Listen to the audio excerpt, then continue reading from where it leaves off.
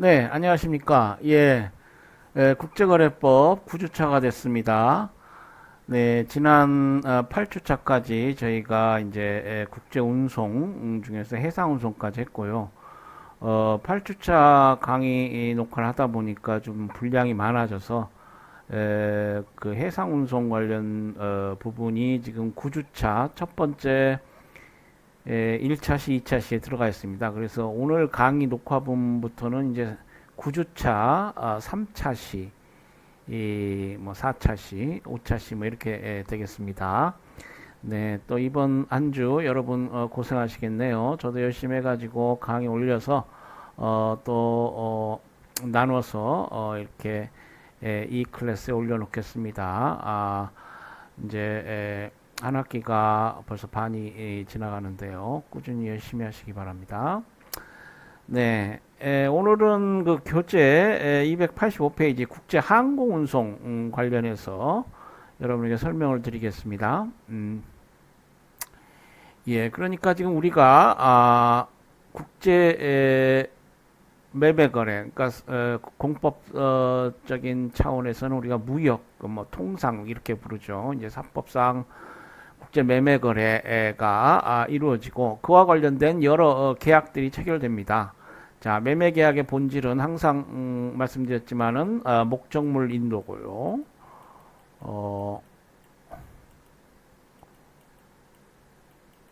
우리 이 국제거래법에서는 이제 물품이라고 불리웠죠. 매도인은 목적물을 인도하고 매수인은 그 목적물 인도와 상환으로 대금을 지급한다. 이제 뒤에 대금 결제라고 해서 국제 거래니까 이제 결제란 말을 많이 써요.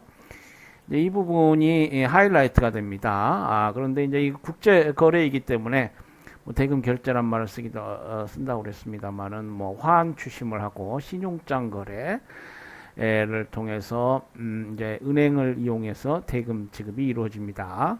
매도인의 입장에서는 이제 목적물을 인도하고 선적 서류를 받아서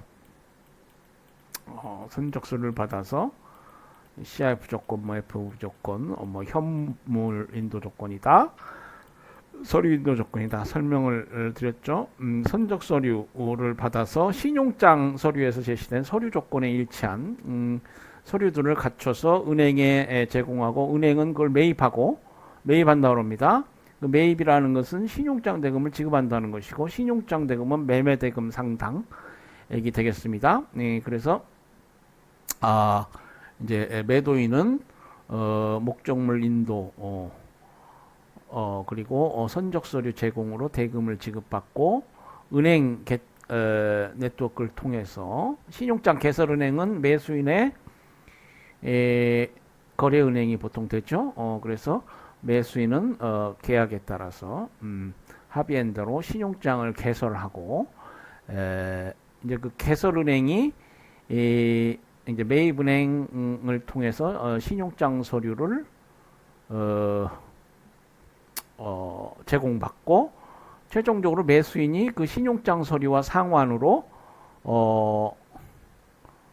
대금을 그러니까 신용장 대금을 그 상환하게 되면은 지급된 신용장 대금을 상환하게 되면은 이제 신용장에 의한 대금 결제가 끝나고요. 매수인은 그 환수한 신용장 서류를 이용해서 이제 뭐 해상운송에 선화증권 이제 지금 항공운송 우리가 공부하게 됩니다. 그럼 화물운송장 등 그 운송증권이라고 그러죠. 기본 3서류의 하나입니다. 상업송장, 운송증권, 보험서류. 이 운송증권을 이용해서 그 장거리 운송을 그리고 목적지에 도착한 물품을 인도받으면 양 당사자가 이제 그 원래 합의했던 매매 계약에 따라서 자신들의 목적을 달성하고 이제 원만하게 종료되겠죠. 이제 어떤 과정에서 이제 분규가 발생할 수 있습니다. 뭐 신용장 대금 관련한 분규랄지 매매 계약이 체결되었는데 되었다 안 되었다, 뭐 매매 계약 성립 그리고 서식 전쟁이라고 했죠. 이 약관 조항은 매매 계약 내용이 아니다. 뭐 등등 여러 가지 법적 분규가 발생할 수 있습니다. 뭐 하자 있는 선적 서류고 이게 적격한 선적 서류가 아니다. 신용장 조건에 일치하지 않는다. 그리고 목적물에 뭐 하자가 있다. 뭐 등등. 이제 그 국제 매매 거래 하나의 무역 현상이 발생하면서 여러 가지 법 문제들이 발생한다는 것이죠. 자, 그래서 우리가 이제 국제 항공 운송 이 부분은 대금 지급을 받기 위한 선적 서류, 신용장 서류, 기본 3서류 하나로서 운송증권이라는 것이 관련되기 때문에 무역거래에 있어서 이제 중요하고요. 또 이 운송인은 무역거래에 있어서 그 목적물을 운송하고 인도하는 그런 위치에 있기 때문에 운송계약이라는 게 매우 중요합니다. 보험사, 운송인, 이 무역거래에 관련한 법적 분규에 있어서 당사자가 흔히 많이 되죠. 특히 운송인은 이제 자력도 다른 당사자에 비해서 풍부한 경우가 많고요. 뭐 보험회사도 그렇습니다만은. 예, 그래서 운송회사, 보험회사는 실무적으로도 또 중요한 위치에 있습니다. 그래서 우리가 이제 해상운송, 항공운송을 공부해야 되는데 이 해상운송, 항공운송, 뭐 뒤에 나오는 육상운송, 뭐 육상운송에는 도로운송하고 철도운송이 있습니다만은 또 그 이제 여러 운송 방식이 혼합된 복합운송이 있습니다. 그래서 이제 과학기술의 발전은 상관행도 변화시키고요.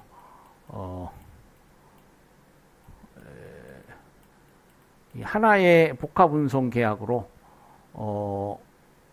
그 무역거래를 당사자를 만족시킬 수가 있습니다. 그러니까 개별적으로 뭐 육상운송 계약, 뭐 항공운송 계약을 체결하는 건 번거롭죠. 그래서 이제 보통 그 당사자들은 운송계약 관련해서 뭐 운송 주선인을 많이 이용하는데요. 이 복합운송, 특히 복합운송 주선인을 이용하게 되면 매우 편리합니다. 그래서 이번 주까지 아마 이제 항공운송, 육상운송, 복합운송, 운송 부분을 보고요. 다음 한 주는 아마 보험 부분을 보게 될 것 같습니다. 그리고 이제 신용장 관련해서 좀 문제가 많으니까 한 3주 정도 좀 오래 될 것 같고요. 뭐 등등 한 2주는 이제 국제 소송 중재 뭐 절차 부분 그러면 이제 한 학기가 시간이 될 것 같습니다. 자, 그러면 이제 국제 항공운송 관련해서 이 해상운송과 마찬가지로 이 국제 항공운송 관련해서 우리가 학습할 사항은 결국 사법적 부분입니다. 항공운송 계약 관련해서 그 계약 당사자의 권리 의무를 우리가 알아야 되겠고요.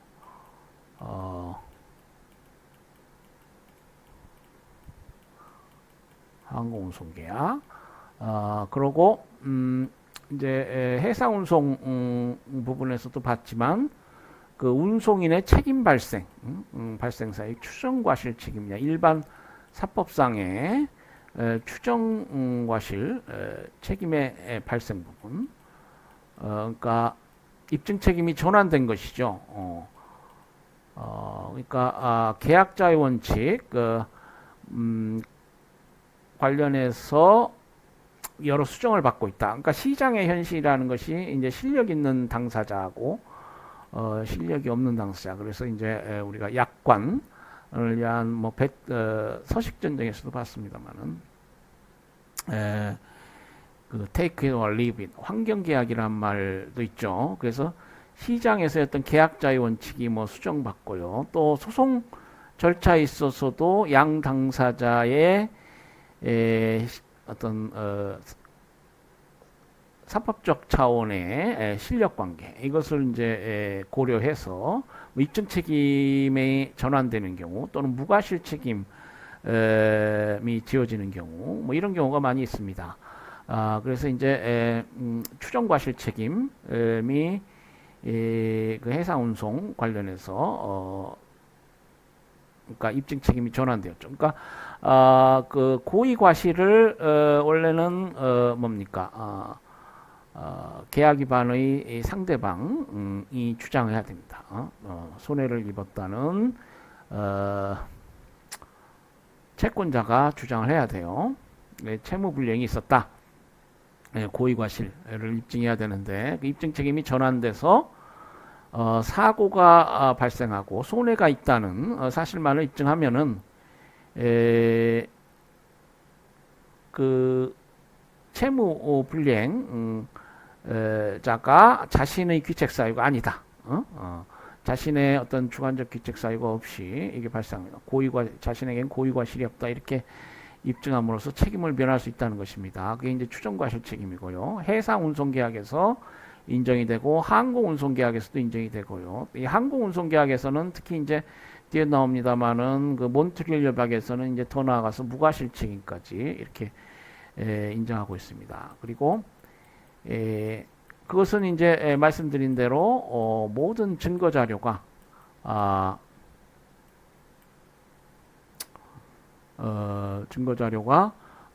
원고 그 피고 측에 있다. 운송인 측에 있죠. 이게 전문적이고 과학적인 이 해상 운송이나 항공 운송은 전문적이고 과학적인 영역이 굉장히 많기 때문에 사실 그 손해를 입었다고 주장하는 피해자 그러니까 운송계약상 계약 위반 상대방 운송 의무 위반의 상대방 송화인이 될 수도 있고 수화인이 될 수도 있고 해상운송계약에서는 선화증권의 소지인이 될 수도 있고요. 그 상대방에게 어떤 그러니까 불법행위나 계약상의 책임을 주장하는 그 상대방이 입증케 한다는 것은 타당하지 못하다는 것이죠. 그래서 이제 입증 책임이 전환되고 손해 발생이 있다라고 했을 때 그리고 책임이 있다라고 했을 때 이제 손해액 산정에 관해서 이제 운송인을 보호하기 위해서 손해의 한도액을 정하고 있습니다. 물론 이제 이 해상 운송하고 마찬가지로 이것이 이제 willful misconduct랄지 어떤 고의에 주라는 그런 귀책 사유가 있는 경우에 인식이 있는 그러니까 어떤 손해가 발생하는 것을 인식하고 무모하게 그것을 어떤 행위에 나아가서 손해를 입었다. 그러면은 물론 손해액 제한 규정이 적용되지 않는다. 우리 해상운송계약에서 제가 그렇게 설명을 드렸죠. 항공운송도 그렇습니다. 그래서 그런 문제들, 그래서 해상운송에 준해서 여러분이 이제 이해하시면 쉬울 것입니다. 자, 그 간략히 쭉 한번 내용을 보겠습니다. 항공운송 또는 공중운송은 항공기의 항복, 의 화물 또는 승객을 탑재하고 국내 항공로로 다른 공항까지 운송하는 운송 방식이다. 항공운송은 해상운송이나 육상운송에 비해 최근에 도입된 운송 방식이지만 체계화된 유통체계와 정보체계를 이용하여 물적 유통 시스템이 비교적 완벽하게 운영되고 있는 것이 특징이다. 그렇죠. 그래서 이제 양 당사자가 어떤 운송 방식을 통해서 물품을 운송하고 인도할 것이냐, 이걸 합의할 수 있겠습니다. 그리고 그 운임 관련해서는 어떻게 할 것이냐, 그리고 그와 관련한 정형거래 조건을 찾아보고 합의할 수도 있겠죠. 자, 항공운송의 특징은 신속하게 운송물을 운송할 수 있다는 것입니다. 뒤에도 나오겠습니다만은 이 항공운송은 거의 하루 내에 온 지구에 도달할 수 있기 때문에 사실 그 운송장, 항공 화물 운송장 이런 것들이 지시식으로 발행되는 경우가 없습니다. 그런 경우가 적습니다. 법상 지시식으로 발행할 수 없는 것은 아니지만 불가능하지 않지만 대부분 기명식이고요. 지시식으로 발행한다는 게 의미가 없어요. 그러니까 이게 이제 그 처분증권성, 인도증권성 이걸 이용해서 또 지시증권성으로 이게 발행되면은 운송 중인 화물을 처분할 수 있습니다. 해상 운송의 경우에는 시간이 소요되기 때문에 태평양 같은 경우는 3주 이렇게 그러니까 그 중간에 어떤 화물 중인 운송물을 처분할 필요성이 당사자에게 있을 수 있지만 항공 운송은 그렇지 않습니다. 그래서 항공 화물 운송장은 이제 그 법적 성격도 좀 선화증권하고 다르고요. 운송증권이긴 하지만 선적 서류 하나가 되는 운송증권이긴 하지만 좀 성격이 다릅니다. 항공 운송은 이제 신속하게 운송물을 운송할 수 있고 비교적 그 운임이 비싸죠. 그렇기 때문에 소량인 경우 또 고가품의 경우에 이제 이용될 수 있겠습니다. 그러니까 잘 생각을 해봐 가지고 계약을 체결할 때 운송 방식을 택해야 돼요. 그리고 계절 유행 상품, 납기가 촉박한 상품 등과 같이 긴급성을 요체로 하는 물품의 운송에 적합한 운송 방식이 되겠습니다. 뭐 쉽게 멸실되거나 훼손되거나 신속히 운송돼야 하는 물품, 이건 항공 운송으로 운송하면 좋겠죠. 자, 그러면 이제 국제 항공 운송 관련해서 이제 법들이 있습니다. 국제란 말이 붙었으니까 이제 조약 형태로 존재합니다. 그래서 우리가 국제운송법, 국제항공운송법, 국제항공운송조약 뭐 이렇게 부를 수 있겠는데, 이 조약에는 이제 쭉 말씀드린 그 사법적 차원 내용을 다루는 조약이 있고요. 항공 운송 활동을 규율하는 조약이 있습니다. 항공 운송 활동을 규율한다라는 것은 그러니까 사법적 문제가 아니고 그 영공에 대한 배타 주권 문제. 그러니까 우리 뭐 대한항공이 예를 들면 러시아 상공을 통과한다. 그럼 타국 영공을 통과해서 이제 유럽을 가죠. 그러면은 이제 이 국제법적으로 그것이 합법적으로 인정이 돼야 됩니다. 그와 관련된 이제 공법적 차원의 문제들이 있어요. 그리고 그에 관련된 협정이 1944년 시카고 협정, 국제 민간 항공기구에 관한 협정이고요. 또 정기선 운송, 우리는 지금 이제 국제 항공 운송 관련해서 국제 무역 거래 관련해서 이걸 생각하니까 이 공법 중에서도 이 정기선 운송에 관련된 공법적 성격의 조약으로서 1944년 국제 항공 운송 협정이 있습니다. 우리가 IATA라고 불리우는 것인데 International Air Transport Agreement. 그리고 이제 통과에 관련한 또 협정도 있어요. 그래서 이런 협정들은 이제 공법적 성격의 협정들입니다. 특히 뭐 이카오 협정 같은 건 출입국 규제랄지 뭐 사고 조사, 또 그 뭐 어떤 그러니까 조난이랄지 이런 문제에 관련해서 국가들 간의 어떤 권리, 그러니까 항공기가 조난 상태에 있을 수가 있죠.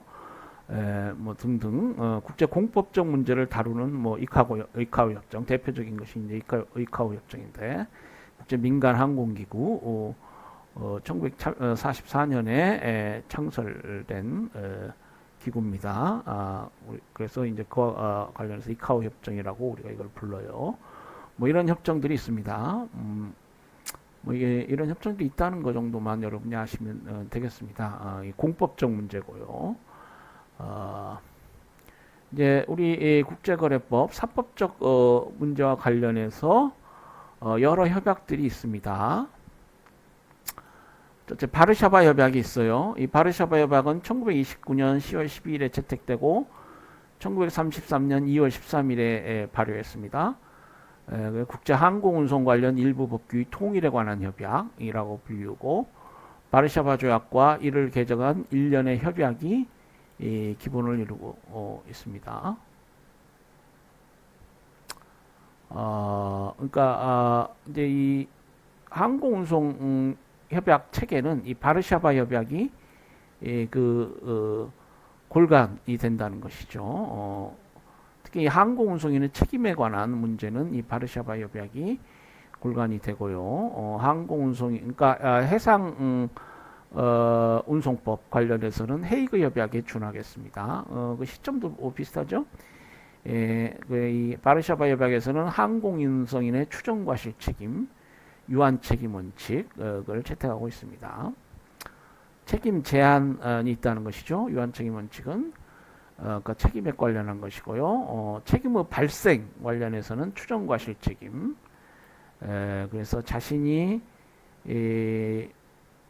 과실이 없다라는 걸 입증해야 됩니다. 그러지 못하면 이제 책임이 발생해요. 헤이그 정서가 있습니다. 이 헤이그 정서는 1955년 9월 28일에 채택되고 1963년 8월 1일에 발의한 그러니까 해상운송법 체계에서는 이제 헤이그 비스비 규칙 비슷합니다. 그래서 항공운송인의 책임 한도액 조정이 주요 내용이 됩니다. 뭐 그 외에도 운송증권인 항공운송자에 관한 규정의 수정, 그리고 해석상 논란이 되었던 그 모호한 규정들을 명료화했습니다. 우리나라는 1967년 7월 13일에 바르샤바 협약에는 가입하지 않았지만 1967년 7월 30일에 헤이그 정서에 가입했습니다. 근데 이제 헤이그 정서에 가입하면은 바르샤바 그 헤이그 정서 24조인가요? 그 말미 조항 그러니까 뒷부분 조항에서 그 바르샤바 협약을 준수하는 것이 된다. 그래서 헤이그 정서에 가입하는 것은 곧 바르샤바 협약이 적용된다는 걸 의미합니다. 그리고 이 뒤에 판례에도 나오겠습니다만은 이 항공운송협약, 우리에게 적용되는 이러한 항공운송협약은 특별법으로서 민법, 상법에 우선해서 적용됩니다. 그래서 상법은 민법의 특별법이죠. 여러분 특별법 우선의 원칙 법학개론 시간에 공부하시는데 그래서 일정한 법률 현상에 대해서 특별하게 규정하고 있는 그러니까 일본법에 대하여 보다 특별한 법은 우선해서 적용이 됩니다. 그래서 민법은 상법에 우선해서 적용이 돼요. 상인들이 상거래 관계를 규율하는 법이기 때문에 상인을 포함해서 우리 같은 일반 시민의 사법적 법률 관계 보편적으로 적용되는 민법의 특별법적 지위에 있고요. 이 상법에 대해서 이 바르샤바 협약이나 헤이그 정서는 특별법적 지위에 있습니다. 그러니까 항공운송에 관련한 특별한 사회 현상에 관해서 적용되는 법이기 때문에 상법에 우선해서 민법에 우선해서 적용됐죠. 그러니까 우선해서 적용된다는 것은 이제 여러분이 어떤 법 문제에 닥쳤을 때 이 특별법에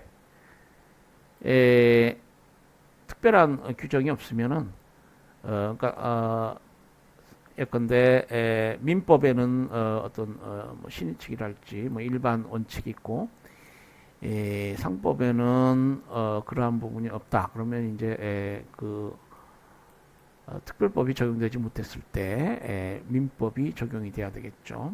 그렇기 때문에 여러분 뭐 형사법 관련해서 형법이 일반법이고 형법상 범죄를 처벌하는 어떤 특별법들이 많이 있습니다. 예? 그렇죠? 뭐 뇌물죄 관련해서 뭐 특가법이랄지 뭐 등등 법을 만들면은 꼭 뒷부분에 뭐 형사적 제재 조항이 있죠. 그러니까 거기에는 그 일반법으로서 형법 원리들이 그대로 적용이 되는 겁니다. 그래서 예컨대 과실범은 법에 특별히 규정하지 않으면 처벌하지 않아요. 그렇기 때문에 특별법에서 어떤 범죄 조항을 두더라도 어떤 일정한 행위가 범죄에 해당한다라고 하더라도 과실범 처벌에 관한 규정이 없으면 고의범 외에 과실범 처벌할 수 없습니다. 그래서 여러분 일반법, 특별법 간의 관계는 우리 법학개론 시간에 뭐 많이 들어보셨을 테니까요. 뭐 자세한 설명은 줄이고요. 뒤에 판례 보면은 이런 항공운송 협약들이 민법상법의 특별법으로서 적용이 됩니다. 자, 다음으로 과달라하라 협약이 있습니다. 이 과달라하라 협약은 최악 운송인 contracting carrier하고요, 실제 운송인 actual carrier 간의 책임 관계를 규명하기 위해서 만들어진 협약입니다. 그래서 상관행의 발전은 최악 운송인 외에 실제 운송인의 있게 되고요. 이때 최악 운송인 외 실제 운송인에게 책임을 부담시키는 것이 사법적으로 타당한 그러한 경우가 많이 발생했습니다. 그래서 이 양자들의 책임 관계를 규명할 필요가 있게 되고요. 바르샤바 협약을 보완하고 최악 운송인 이외자에 의해 이행되는 국제 항공 운송 관련 일부 규칙의 통일을 위한 협약이라고 해서 정식 명칭이 이제 이렇고요. 줄여서 우리가 과달라하라 협약이라고 하는데 그 협약이 채택된 바 있습니다. 이 협약은 9월 18일에 채택되어서 1964년, 그러니까 1961년 9월 죄송합니다. 1961년 9월 18일에 채택되어서 1964년 5월 1일에 발효하게 되고 최악 운송인의 경우에는 운송계약에 포함된 운송의 전 과정을 통해서 바르샤바 협약이 적용을 받고 실제 운송인은 그가 인수한 운송이 바르샤바 협약상 운송에 해당하는 범위 내에서 최악 운송인과 동일하게 바르샤바 협약이 적용되도록 그래서 이제 그 운송계약의 상대방을 이제 보다 두텁게 보호하고 있습니다. 자, 다음으로 이제 몬트리올 협정 및 기타 항공 운송에 관한 협약이라고 해서 쭉 설명이 되어 있습니다. 이 몬트리올 협정은 그 바르샤바 협약 내용 중에서 여객에 관한 인적 책임 부분을 수정하는 그런 내용의 약정이 되겠습니다. 그래서 미국에 취항하는 항공사 간의 계약 형식으로 체결된 것인데요. 항공 운송은 여기에도 나왔습니다만 여객 운송하고 화물 운송이 있습니다. 저희는 이제 무역 거래에 관련해서 항공 운송을 공부하고 있기 때문에 이제 물건 운송, 화물 운송이 이제 중요한 포커스가 되겠지만은 이 몬트리올 약정은 여객 운송에 관해서 인적 책임 부분을 대폭적으로 높이고요. 책임 발생에 있어서 절대적 책임주의. 그러니까 사고가 있게 되면은 그리고 인적 사고, 항공 사고가 있고 인간의 생명과 신체가 훼손되는 그런 손해가 발생했다. 그러면은 과실 여부에 상관없이 절대적으로 책임을 부담하는 운송인은 과실과 상관없이 절대적으로 책임을 부담하게 되고요. 이 책임 한도액도 훨씬 상향했습니다.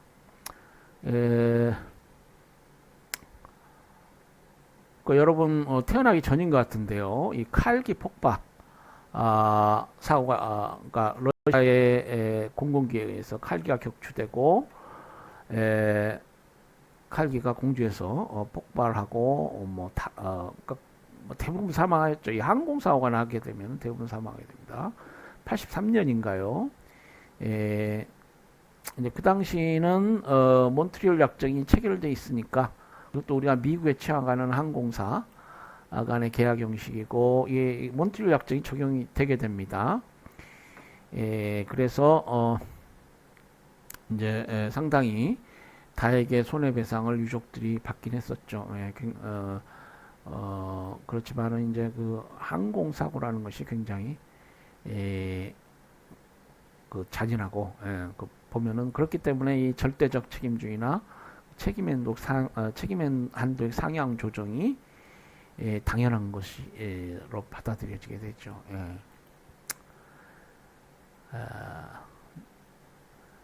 그 항공운송에 관해서 그 밖에 여러 조약들이 있습니다. 1971년 3월 8일에 채택된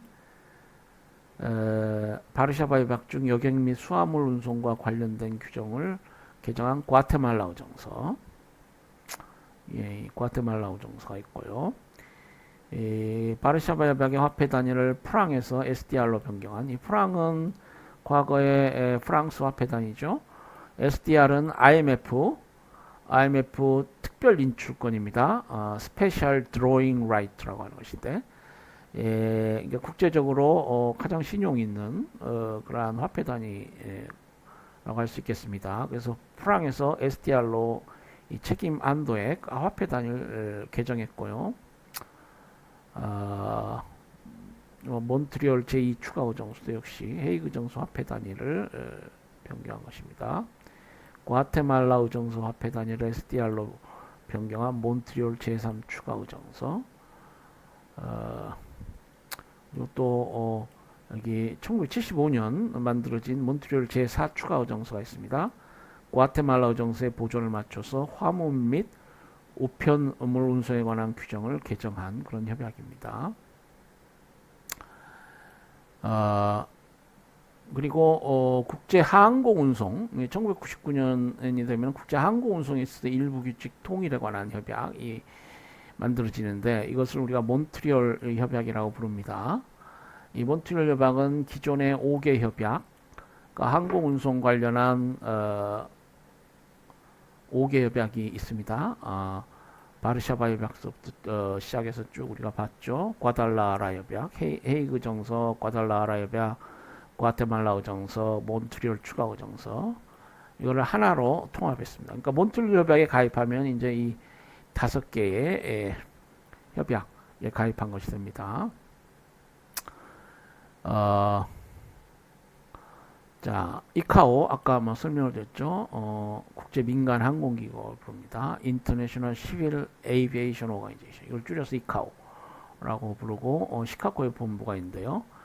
이 국제 항공 운송에 있어 일부 규칙 통일에 관한 협약을 1999년 5월 몬트리올에서 개최된 국제 항공법에 의해서 채택했고 미국을 비롯한 30개국 이상이 비준해서 2003년 11월 4일부터 전 세계적으로 발효된 그런 협약입니다. 그러니까 기존의 5개 협약이 통일된 것입니다. 2014년 9월 현재 107개국이 가입하고 있고요. 비교적 성공한 협약이라고 할 수 있습니다. 우리 CISG법 가입 당사국 비슷한데요. 이거 항공 분야니까 좀 더 가입국 수가 많아야 되지 않느냐, 뭐 이렇게 볼 수도 있는데 56%입니다. 이카오 전체 회원국 191개국 중에서 56%.